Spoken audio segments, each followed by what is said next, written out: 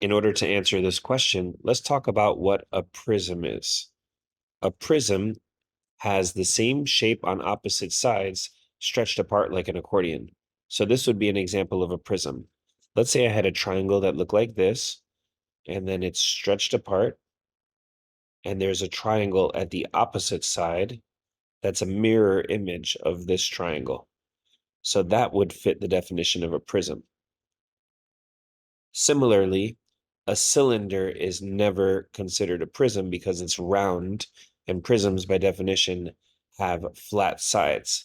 But a cylinder does actually fit sort of the mathematics of what a prism is, because it's got the two identical faces across from each other and they're stretched apart. Now, the volume of a prism is capital B times H, and capital B is the area of the base. It's not a length, like the length of the base of a triangle. It's an actual area.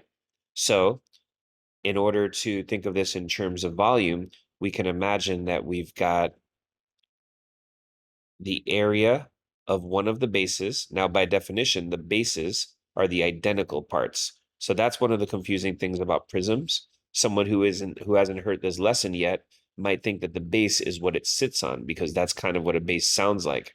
In this case, yes, because the two identical pieces are also the same as one of the pieces that it sits on. But for the triangular prism that we have here, what's considered the base has to be the triangle, because we're talking about two identical pieces across from one another. So the volume is the area of a base, and by definition, the bases are the identical pieces, multiplied by the height, which is the distance between the bases.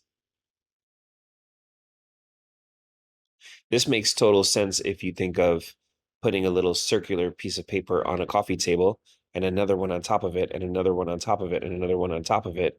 Gradually, you'd get a prism type of shape. You'd get a cylinder. And the volume would be the area of one of those papers multiplied by the thickness of it. So it makes mathematical sense.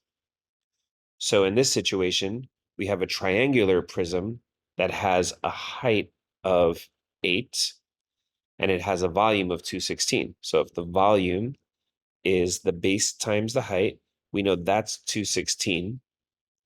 And we're looking for the area of the base, even though we know that the height is 8. So in terms of the way it works out in formulas here, it's actually super simple. And you can tell that this question was designed for someone who knows this way of thinking about the volume of a prism. So the base is 27, and technically that's 27 square centimeters, and that is our answer.